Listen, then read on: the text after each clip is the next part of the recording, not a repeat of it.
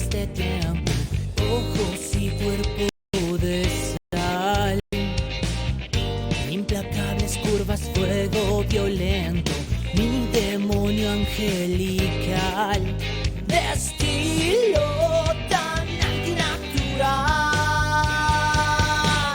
Dulce corazón de terror fue culpable de mi ilusión. Has clamado por mi atención, me he rendido bajo tus hechizos.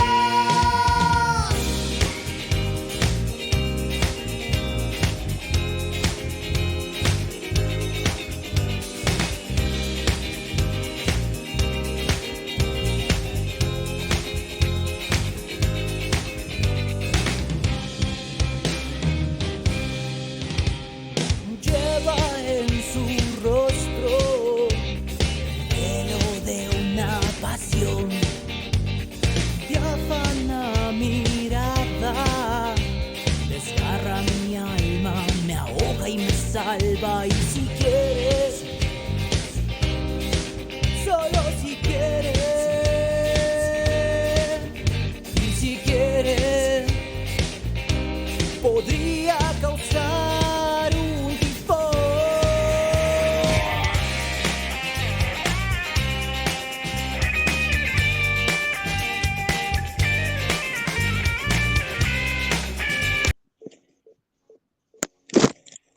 Hola, ¿qué tal mis amigos? Muy buenos días, buenas noches, buenas tardes. Oigan, hoy les tengo una sorpresa.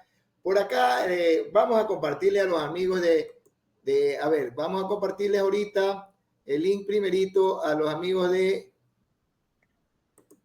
Ronald, si nos ayuda con el link para copiarles en el grupo de Poder Ciudadano.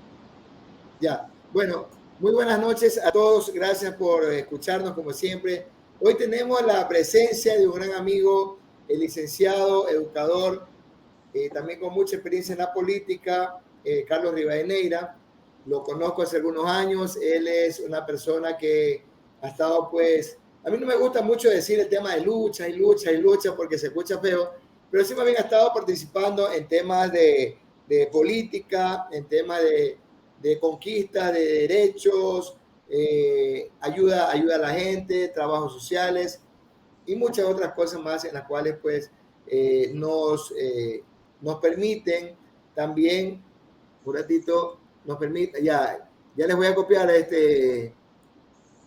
a ver, un ratito, perdón, el que mandaste allá, listo, ya ahorita un ratito, licenciado, que voy a reenviarle a Poder Ciudadano, ya, listo, ya le mandé el link, licenciado. Bueno, estamos aquí entonces con el licenciado Carlos Rivadeneira y vamos a hablar con él de su infancia, de su juventud, de su profesión, dónde nació, cómo llegó a la política y dónde vive ahora y qué le dice al Ecuador. Esta va a ser la primera entrevista que vamos a tener con él. Primero lo vamos a conocer en su vida y luego ya en otra entrevista más vamos a entrar más en la política, pero no en la política como tal, sino en lo que él está haciendo hoy para el Ecuador, o estamos haciendo para el Ecuador, que son capacitaciones, educación y todo. Pero dejemos que él lo diga. Licenciado, muy buenas noches. Cuénteme, preséntese. Muy buenas noches, qué gusto, Marco. Gracias por la oportunidad de, a través de este medio, tener que dirigirme al país y al mundo entero. Y básicamente un saludo muy afectuoso a mis conciudadanos y conciudadanas del Cantón Bolívar, provincia de Manabí, donde se me ha dado la oportunidad de volver a reactivar lo que en años de juventud hice en mi provincia natal, en la provincia Bolívar. Yo soy oriundo del Cantón Caluma, provincia Bolívar. Te comento, bueno, mi infancia es común y corriente como la de cualquier niño pobre. Yo vengo de una familia muy humilde. Mi padre todavía vive, él fue carpintero durante toda su vida, ebanista, hablemos, ¿no? Hacía camas, cuadros, puertas, ese tipo de cosas. Y mi madre igual, una ama de casa, una mujer de campo, pero una madre ejemplar que todavía vive. Tengo la suerte que Dios me las tenga vivo a los dos.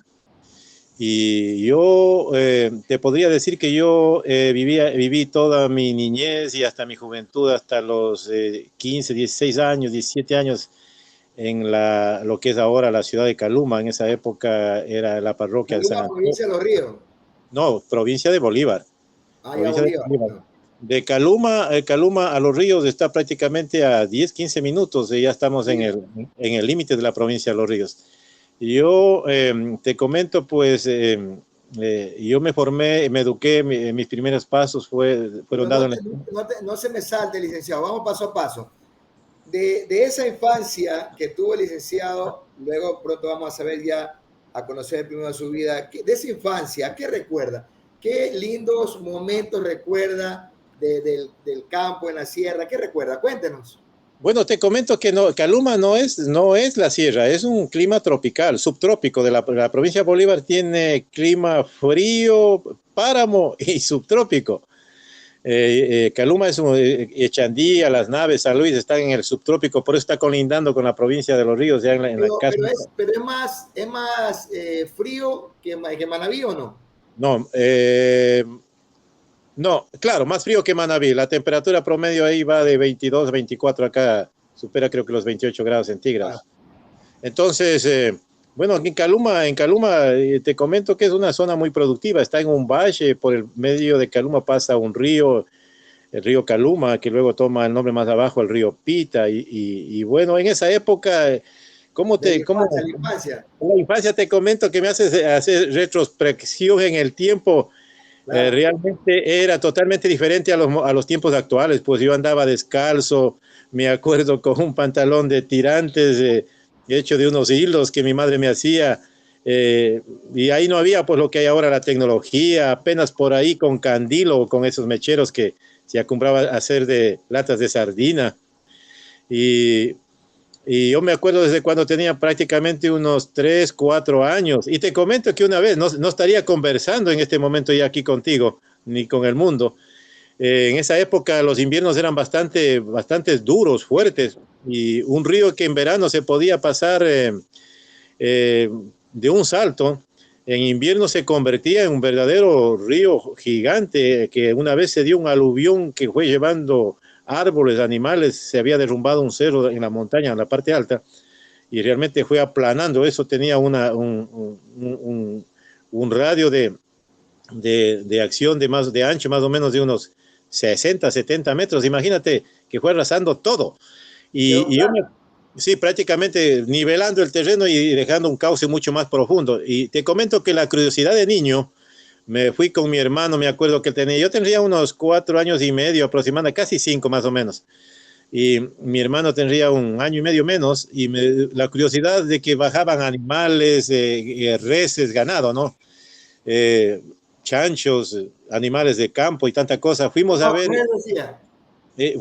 lo que había quedado en la parte plana, pues. Pero yo no me di cuenta, bueno, también en esa época niño, ¿no? Que por debajo, en el terreno donde yo había puesto el pie, debajo de eso, se había comido, en otras palabras, normalmente se había hecho un cóncavo, y pongo el pie y me resbalo y me caigo hacia el río. Pero ¿qué pasa? Que en la parte de a 1,5 metros, 2 metros, golpeaba contra un talud de la raíz de un árbol, y el río se dormía y daba la vuelta ahí como un espíritu. Sí. Y yo me caigo al hueco, me derrumbo en el filo del terreno, y me avanzo a coger de las raíces por debajo, de las raíces de las hierbas, porque era porrero en esa parte. Me cojo y yo no sabía nadar, tampoco había estado dentro del agua, y yo no sé cómo me aguanté debajo de ese montículo de tierra que era como cuero, nomás que había quedado por encima de las raíces de las hierbas, y avanzo a salirme, me cojo y me salgo, hermano, y aquí estoy vivito todavía, porque si es que no hacía eso, o me cogía la corriente este rato, me llevaba. Eso es un recuerdo que le tengo grabado hasta la presente fecha. Y decirte, pues bueno, en el campo, las gallinitas, dar de comer a las gallinas, convivir con los perros que tenía mi abuelita, porque vivía en la casa de mi abuela con mi madre todavía, y los gatos, los chanchitos, y bueno, pues la naturaleza era exuberante. En esa época se producía de todo y de manera natural, no había insecticidas, pesticidas. Carlos, y el respeto a la familia en esa época era diferente a la de ahora, ¿verdad? Por supuesto, o sea, no, era una verdadera hermandad, es lo que la familia realmente ha perdido ya. Vecinos, pero era una sola. Sí, ha perdido ya esos valores, más antes nos convidábamos, decíamos la palabra, nos convidábamos un plato de comida, cualquier golosina, nos visitaba la vecina, y eso que no estábamos tan cerca. Las familias venían en época de cumpleaños, en época de carnaval, porque Caluma, el hornado, esa mesa de comelona. Oye, eso sí le tengo grabado, pues eso sí lo tengo grabado, que por ejemplo 12, 1 de la mañana llegaban los vecinos, qué sé yo, de 1 hora, 2 horas de camino.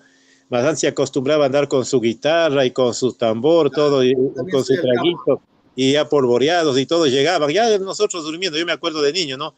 Pero a la voz del carnaval todo el mundo se levanta. Todo el mundo se levanta.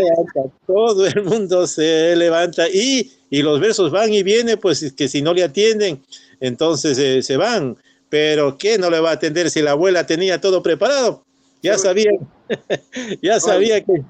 Oye, ya sabía que iban a llegar los carnavaleros, quien sea, no importaba, porque sabían estar llegando unos, se demoraban 1 hora, 2 horas, y se iban y estaba llegando otro grupo. Otro grupo más. Otro grupo. Es que esas fiestas, esas costumbres, en algunos lugares se mantienen todavía después de tantos años. Sin embargo, yo creo que íbamos a llegar en un ratito más, el mismo progreso de muchos sectores en el Ecuador han ido cambiando eso. Bueno, Carlos, ¿y qué recuerda la juventud? ¿Dónde estudiaste el colegio? ¿Cómo así? Bueno, yo ya estaba, yo te digo que entré un poco tardío a la escuela, creo que entré a los 7 años prácticamente en esa época, y estaba de Caluma a mi casa de mi abuelita, donde yo vivía, hablemos unos 2 kilómetros, casi 3 kilómetros de distancia, y no había carretera, pues, íbamos como dicen, por las huertas, camino adentro a llegar a la escuelita, escuela Huayna Cápac, ya en esa época la parroquia, un recinto, un recinto, sí, Caluma todavía no era ni parroquia ahí, porque la parroquia era la parroquia San Antonio, que cobijaba toda esa zona, ¿no? Ahora ya es Cantón Caluma, y luego se hizo parroquia. Bueno, yo estudié en la escuela de Huayna Cápac, ahí terminé la instrucción primaria, y luego ingresé en el colegio Caluma hasta el ciclo básico, en esa época, en esos años, mejor dicho, hasta 3er curso, y de ahí me fui a estudiar en Guaranda, en la capital de la provincia, en el Colegio Nacional. ¿Cómo así escogiste la educación? ¿Mande? ¿Cómo así estudiar licenciado? Tú eres profesor. Mira, te comento que una vez que me gradué en el Colegio Nacional Pedro Carbo, yo me fui, te comento, o sea, eso es un poco para que tú te asombres. Yo buscaba trabajo, apenas me gradué, yo me gradué a los 20 años. Claro, así era antes. Sí, me gradué a los 20 años y me fui a buscar un trabajo en Ventanas, pero Ventanas era un calor, y yo había pasado ya 3 años en Guaranda, en el frío de Guaranda, y irme a Ventanas a vivir. Ahí trabajaba un tío mío que ya es muerto, el finado Vinicio Rivadeneira, trabajaba de contador en el municipio, y me dice, vente para acá, que acá te consigo de un trabajo y te voy a dar de ayudante de secretaría. Y yo me fui, pues, ¿no? Pero a la postre me puso ahí de policía municipal. Pero policía municipal, trabajé como 6 meses, 8 meses, y cuando ya me iban a poner la boina o la gorra y darme las botas y el uniforme, ya no me gustó. Y dije, tío, yo no me gusta este trabajo. No es lo mío. Eso no es lo mío, y me fui a buscar trabajo vuelta en la provincia, pues no, porque están desde la provincia de Los Ríos. Y entonces, ahí ya prácticamente encontré trabajo, que uno de los profesores que me había daba matemáticas en esa época en el Colegio Nacional Pedro Carbo de Guaranda, estaba de director de educación. Y se me ocurrió ir a visitarle al director de educación, conociendo que fue mi profesor, y me dice, hoy, Wambra, dice, ¿qué haces por aquí? Digo, necesito trabajar, digo, arquitecto. Dice, vente, pues, o sea, preséntame los papeles y yo te doy trabajo. Y en esa época no era muy exigido por la cuestión de ser titulado como profesor, ¿no? Tener que ver como maestro. Y te comento que tuve una suerte porque al mes que presenté los papeles ya me llamaron, me posesionaron, me dieron el nombramiento y me fui a trabajar en una comunidad, justo en la parroquia de San Antonio, de Caluma, pero tenía que caminar 1 hora de Caluma en carro, caminos malos que siguen siendo hasta la vez malos, en las rancheras. Había unas calumas que se llamaban las rancheras, y de ahí tenía que caminar 2 horas monte adentro y jalarme en bejuco, porque eran montañas. Y si entraba a trabajar ahí en la escuela Abelardo Flores de la parroquia San Antonio, no había carretero que entre allá, se iba a lomo de mula o a caballo a hacer milas, y salía cada 15 días, mínimo cada semana, y ahí trabajé durante 8 años, pero en ese proceso de 8 años de estar trabajando ahí, entré a estudiar en vacaciones y a distancia en el Instituto Normal Superior de la ciudad de San Miguel, de Bolívar mismo, y saqué el título de bachiller en Ciencias de la Educación, porque me había graduado como bachiller en Humanidades Modernas, físico, matemático, químico, biólogo, y ahí saqué ya el título de bachiller en Ciencias de la Educación que me habilitaba para ser maestro y poder ascender de categoría, pues, ¿no? Eso en lo que se refiere a la cuestión de la instrucción primaria, la cuestión del colegio, y luego estando en esa misma comunidad o parroquia de San Antonio, ahí, bueno, en 8 años yo hice algunas cuestiones interesantes, ahí conseguí el agua potable, el agua entubada. O sea que desde muy joven te gustó gestionar sí, sí. para la comunidad. Sí, definitivamente, desde muy joven yo capacitaba también, tuve escuela de formación de adultos, a los adultos daba clases, y no quedó un analfabeto en esa comunidad o en esa parroquia, porque también era una de las cuestiones que a través de capacitación, ¿cómo se llama? No me recuerdo el nombre de la institución, pero era coordinado con el mismo Ministerio de Educación. Y ahí, estando en esa comunidad, conseguí de 5 kilómetros agua entubada. En esa época el municipio de Chimbo nos dio 5,000 metros de tubos para que llegue hasta a la escuela. Oye, te comento, pero, o sea, esa agua quisiera volver a verla, tener aquí en mi casa, porque salía de las montañas, a 5 kilómetros de la escuelita, monte arriba, como que ibas más hacia la sierra, y cuando ya llegó el agua, abrimos sin darnos cuenta, porque era una iniciativa con la comunidad y el profesor, abrimos la llave, hermano, esa agua parecía leche, burbujeaba y era con una presión que empezó a reventar los tubos, porque no habíamos puesto, ¿cómo se llama?, válvulas para que rompa la presión. Pero qué agua, pues, cristalina, blanca, y era una emoción. Toda esa gente quedó con agua en esa... Esa agua era natural. Agua natural, sin nada de cloro, sin nada. Transparente. Qué rico, y ahí tomarse un vasito de agua, ¿no? Qué rico. Y pegarse un baño, porque si hacía calor ahí, porque era montaña, eso, pegarse un baño con esa agua, hermano, salías renovado. Oye, licenciado, ¿cómo entraste en la vida política? Porque tú me has contado que llegaste a hacer algo en la política. ¿Cómo entraste? ¿Cómo así? Aparte de haberte gustado la parte social, aparte de ver también que la gente respondía, porque lo bueno de que te nazca ayudar es que también la gente sea recíproca, porque a veces tú ayudas y la gente no reconoce eso. Pero en tu caso, ¿qué te llevó a ser más allá de la política? Mira, en eso te digo, para mí que el lugar donde fui a trabajar, Dios me bendijo, a pesar que estaba muy duro la caminata, era difícil el acceso, pero yo pasé estudiando, pues. Pasé leyendo, te comento que de todo. Muchos a lo mejor no me crean y lo que voy a decir a lo mejor también no es por jactarme, ¿no? Pero a veces mientras más uno lee se vuelve más pequeño, dice. Porque te da... Más conoces, más ignorante te vuelve. Eso también digo yo. Voy a contar una anécdota que me pasó hace unos años atrás. Y yo había leído hasta ahí más o menos en esa comunidad unos 1,300 libros. Y básicamente, inclusive a la Biblia la había terminado ya la primera vez y estaba entrando por la segunda.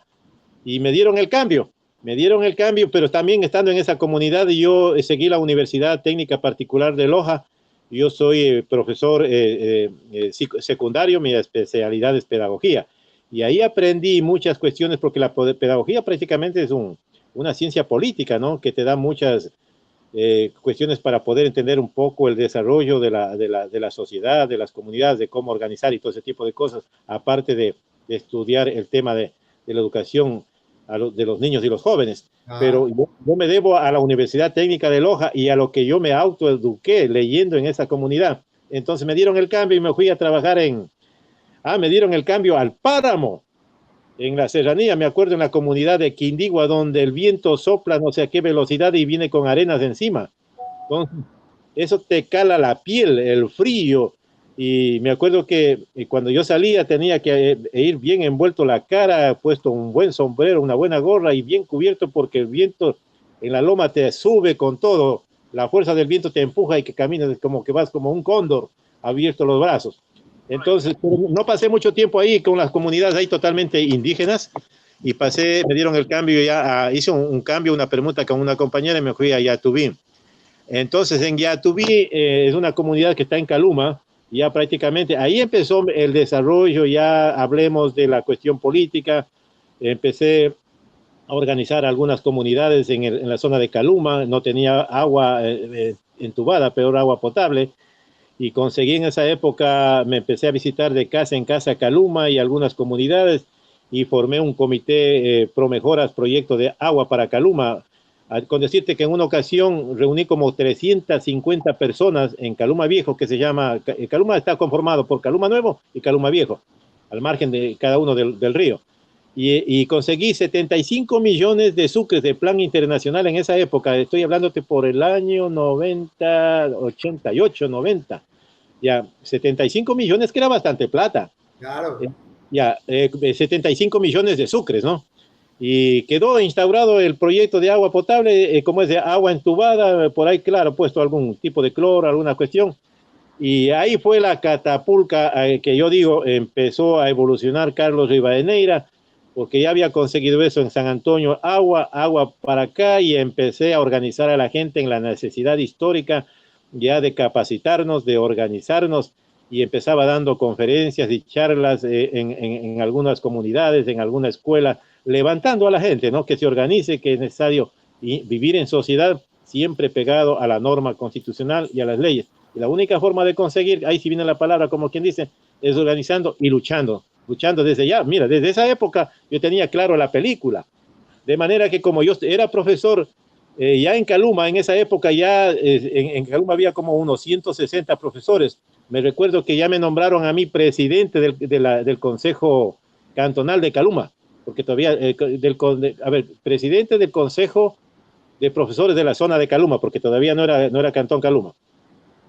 Entonces ya, pues imagínate ya dirigir a 160 profesores, el maestro de la comunidad que salió, no sé, del monte, ya salió del monte, pero en cambio Dios quiso y me dio la oportunidad, me dio la luz y yo me había leído de todo un poco, con decirte que la Biblia para mí era un tema que pasaba estudia y yo no sabía fumar, no tomaba, no hablaba ni malas palabras, ¿no? Últimamente me he puesto un poco mal hablado, pero de ahí no hablaba malas palabras.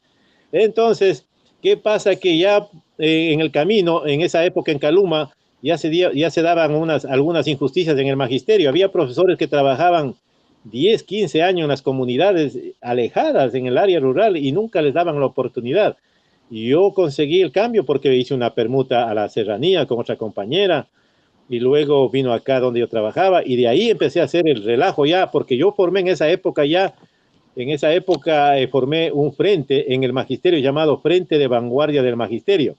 Claro, ahí tenía mucho que ver el MPD, andaba capacitando, organizándonos, y yo me organicé, aprendí muchas acepciones de ese partido en el término de que se haga justicia en la cuestión del magisterio. Y por ahí empezó la lucha.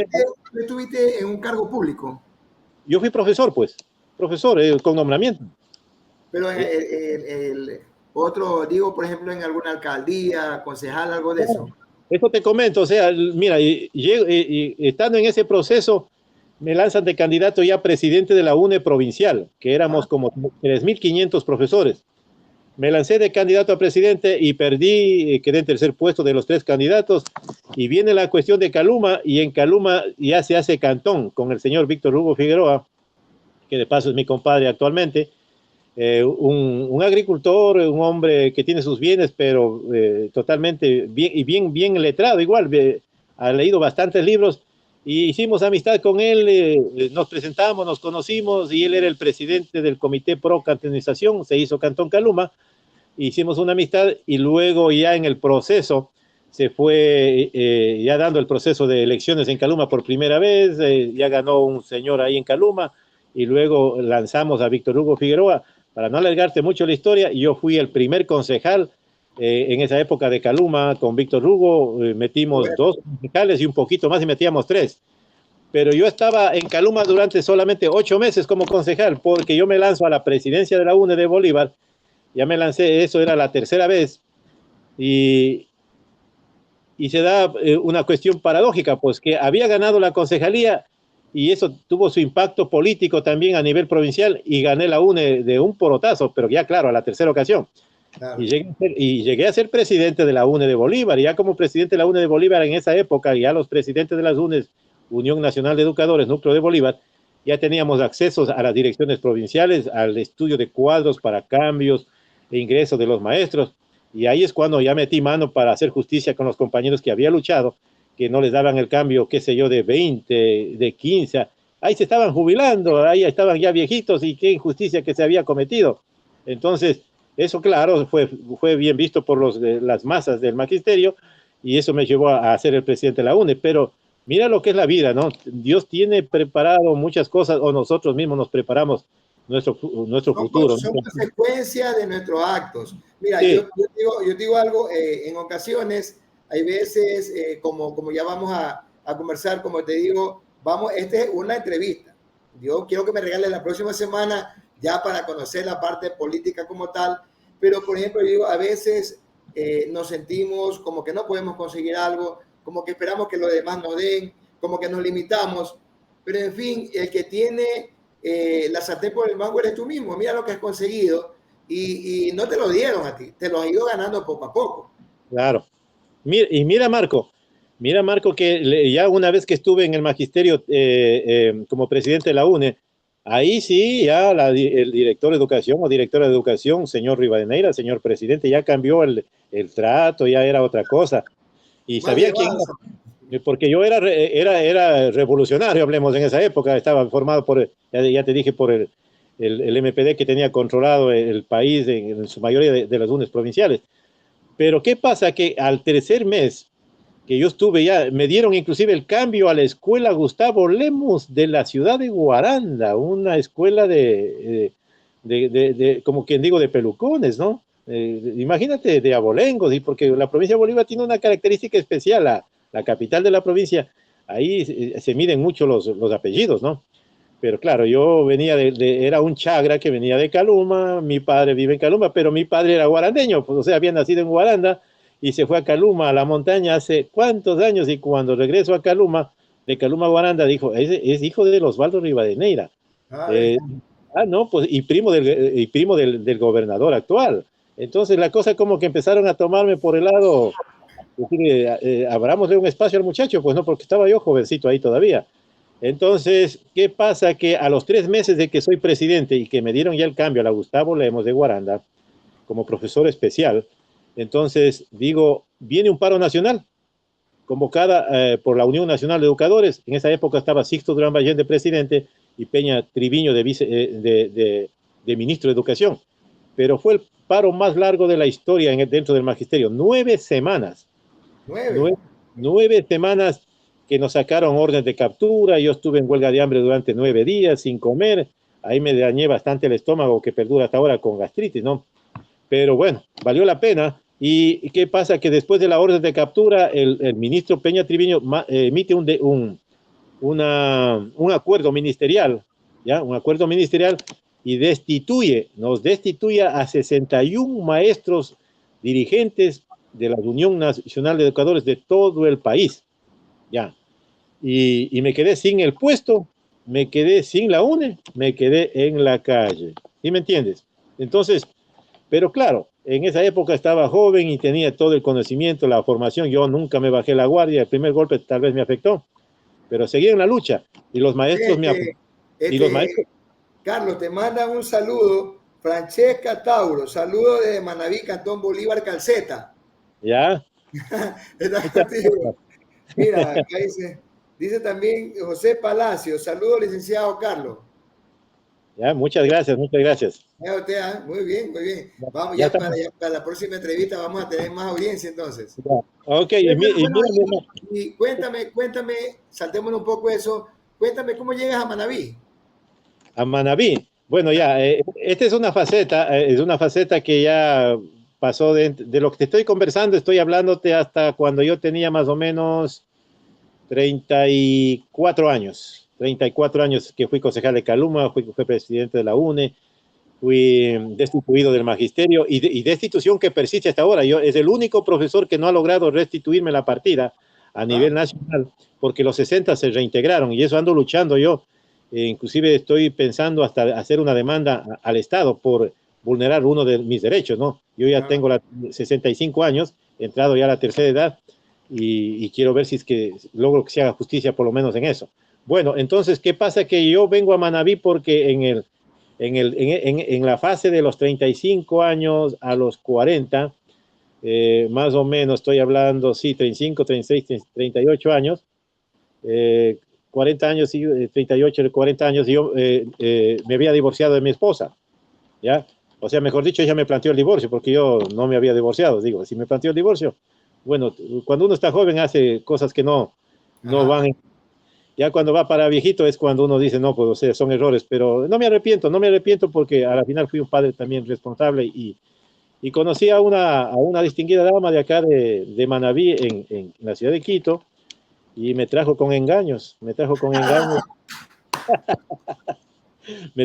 engaños y yo no conocía a Manabí. Manabí me dijo que, bueno, yo sabía que hay una tierra de lindas mujeres, ¿no? De hombres trabajadores. Eso sí, siempre. Eso sí, indudablemente, así es. Y me vine para acá, ya con mi nueva esposa, vivimos aquí en una comunidad llamada Camarón Macho, de la ciudad esto prácticamente está entre el límite de Calceta y Junín, el Cantón Bolívar. Y aquí vivimos, entonces tengo una nenita ahorita que tiene 3 años, va a cumplir justo este 10 de agosto, está de cumpleaños, 10 de julio está de cumpleaños, una linda gatita y salió igual a la madre porque la madre es gatita. Entonces estoy muy feliz, muy feliz y te comento que la verdadera paz y tranquilidad, donde vivo es campo, yo esto le he hecho casi un oasis porque aquí es como, era un desierto, es una zona seca, aquí la gente solo produce en verano, en invierno, en verano se abre la tierra, se seca, se quema la paja, los árboles quedan sin hojas, y yo le hice, digo, un oasis que faltaría solamente por ahí un pequeño riachuelo, que es muy imposible, al menos que lo haga artificialmente, porque no hay agua para riego. Y un pozo subterráneo de unos 15 metros, 20 metros. Hablemos de que si le hacemos 60 metros nos topamos con agua salada. Tiene que ser más profundo, me decía un técnico que consultaba, tiene que ser, dice, un pozo más profundo para que bajo esa capa tiene que haber agua dulce, indudablemente, pero aquí nos abastece el municipio con un tanquero con agua una vez a la semana, 2 veces a la semana, es un problema. Y tenemos agua, conexión de agua potable, pero esa es una lucha que en un momento vamos a tener que topar en este medio. Claro. Que hemos emprendido en esta lucha titánica, digo yo, porque ya paso 15 años aquí en Calceta, Cantón Bolívar, y la tónica es la misma, que se dañan las bombas, que el agua está turbia en invierno, que ya es una planta que ya ha cumplido con sus años de vida y que hay que repotenciar, y en eso se pasan. Últimamente... Pero una cosa, ya para ir cerrando un poco, que a mí no se nos hace esto, ante todo quiero invitarte la próxima semana para ya ver la parte política de Carlos Rivadeneira, si me permite, la próxima semana. Pero antes que ya siempre nos invitan, nos dicen, te faltan tantos minutos. Hasta eso, yo puedo decir que muchas veces, por ejemplo, acá en Guayaquil, yo le digo a la gente, hay calles que están sucias, dañadas, destruidas. Yo digo, el día en que el pueblo asuma su responsabilidad y haga lo que te digo, 2 cuadras no paguen los impuestos y con esos impuestos que no pagan arreglan sus calles, hasta ahí van a dejar de molestar a las alcaldías. ¿Por qué te digo? Imagínate que en 2 cuadras habrán unas 150 familias. Esas familias pagan alrededor de entre 20 y 25 dólares los impuestos prediales. Imagínate todo lo que no le pagarías al municipio y con eso comenzar a arreglar tu calle. Y cuando el municipio te quiera cobrar, tú le pasas la factura. Usted págame la factura y yo le pago sus impuestos. Entonces lo que pasa es que también hay una normativa, que eso sí te voy a preguntar que nos guíes ya la próxima semana, porque tú quiero que para terminar nos digas en qué te encuentras hoy con esta agrupación que creaste con otros compañeros de Poder Ciudadano. En un minuto dime qué es esto, a qué se dedica, para la próxima semana entrar con todo. Cuéntame, ¿qué es el Poder Ciudadano? Bueno, mira, el poder ciudadano está estipulado en la Constitución de la República del Ecuador en su artículo 95, donde dice que los ciudadanos y ciudadanas de manera individual o colectiva debemos de participar y ser protagonistas en las decisiones o en la toma de decisión de las políticas públicas como un proceso de fortalecimiento del poder ciudadano. Esto tiene concordancia con el artículo 29 de la Ley de Participación Ciudadana, donde habla justamente del poder ciudadano. Y me he visto obligado, me he visto obligado a hacer este grupo, este colectivo, para ir empoderando a la gente, capacitando en nuestros derechos, en algunas áreas, en algunos ejes, para que no suceda lo que está sucediendo, el tema del agua potable, el tema de caminos vecinales, el tema de rendición de cuentas con los municipios, el tema de presupuesto participativo. Los políticos se aprovechan del pueblo y luego no le cumplen.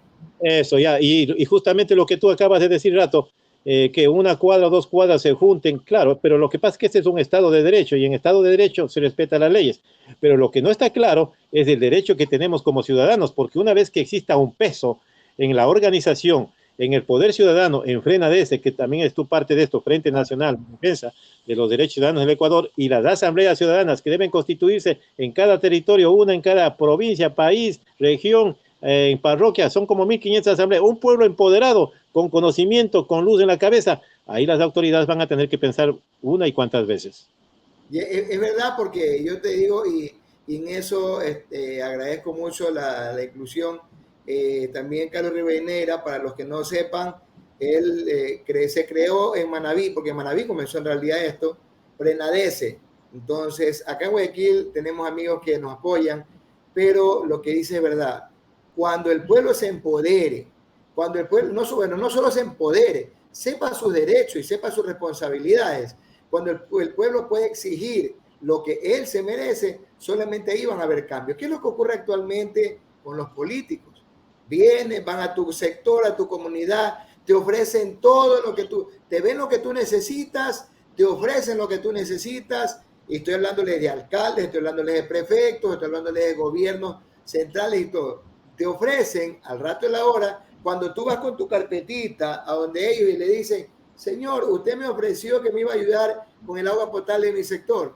Te dan vueltas y vueltas y vueltas y vueltas, te hacen reunir con ministros, te hacen reunir con alcaldes, con concejales, y a la final el pueblo sigue todavía sufriendo, después que te lo ofrecieron todo. En todo caso, licenciado, por este momento, pues, sus últimas palabras para cerrar el programa y queda comprometido para la próxima semana. ¿Me lo confirma? Por supuesto, por supuesto. Yo quiero agradecerte a ti y, como es al compañero Ronald Andrade, por la apertura que Ronald Fernández, de Evolución Radio Comunitaria. Él es de un grupo de personas, después que lo conocimos, ellos siguieron trabajando en temas temas sociales, ayuda a los emprendimientos y todo. Ellos siguieron creciendo y ahora tienen estos espacios que nos dan también la oportunidad para que podamos estar aquí, ¿no? Y entrevistar a gente como ti. Nos han dado oportunidades, por ejemplo, yo he entrevistado a payasitos, a doctores, he entrevistado a un montón de gente aquí, gracias a esa oportunidad. En todo caso, tus palabras finales, Carlos, y que has comprometido para la próxima semana. Agradecerte a ti, a Ronald, por este espacio y esta oportunidad para dirigirme por este medio, como quien dice, a mi cantón, donde me he dado la oportunidad, porque yo soy un manabita ya de corazón, a la provincia, al país y al mundo entero. Es la primera vez que yo participo con este tipo de diálogo, de conversación que hemos tenido, y como que me has hecho sentir un poco relajado, porque en el fondo estoy dedicado a otras situaciones y esto para mí ha sido un verdadero masaje al espíritu y al alma. Y entonces, gracias por esta oportunidad y nos vemos en la próxima ocasión, que con mucho gusto estaré predispuesto para salir nuevamente al aire con este programa. Lo que sí te voy a pedir es, por ejemplo, vamos a conversar ya de la parte, este programa no es netamente político y poder ciudadano no es, yo no veo un poco como tomar una definición de derecha o izquierda y todo, porque lo que tú pretendes con el grupo es educar y capacitar en política al pueblo. Y eso es lo bueno, por eso me gusta esa iniciativa. Entonces, yo sí te agradezco también que estés aquí con nosotros, agradezco esas ganas que le metes, también a la gente que allá de Bolívar, y por allá a alguien que dice que nació en Canuto, pero de canuteña no tiene nada, pero bueno, porque si yo creo que no tienes que llegar a algún lugar tan lejano para cumplir con tu comunidad. Yo conozco acá en Guayaquil una comunidad que está bien ya en las afueras de Guayaquil, sin embargo sus dirigentes son como tu persona. O sea, más de estar persiguiendo algo político que te va a llegar algún día, es trabajar con la sociedad y con la comunidad. Hermano, que Dios te bendiga muchísimo y nos estamos viendo la próxima semana. Déjeme por acá nomás un ratito explicarnos, para que conozcas quién es que nos da esta oportunidad aquí en esta radio, y con eso terminamos. Déjame nombrar los que me olvidé al iniciar y ya me tiene que estar hablando por ahí, mis amigos. Este programa llegó gracias a Evolución Radio Comunitaria y somos retransmitidos por la coalición de medios digitales Ayu Comunicaciones, la red de medios comunitarios de Evolución, Radio City 593, Comunisur de Bolivia, Grupo Constructor Social, Juntos Organización Ciudadana, Plataforma Cívica Nueva Sociedad, Publicarte desde Loja, la Red Joven, Publicarte Estudio, Tu Imagen Cuenta, Voces de Milano en Italia y Radio Star BL Medios de Cataluña, allá pues radio en España. Muchísimas gracias entonces, mi estimado Carlos, que Dios te bendiga y la próxima semana, amigos, lo vemos otra vez aquí, que nos cuente ya sus historias dentro de la política. Chao, Carlito, que esté muy bien. Buenas noches, gracias a todos, que Dios los bendiga. Chao, chao. Incontables luces, fuentes de tiempo, ojos y cuerpo de sal, implacables curvas, fuego violento, mi demonio angelical, de estilo tan antinatural, dulce corazón de terror, fue culpable de ilusión, hasta amado por mi atención, me he rendido bajo tus hechizos.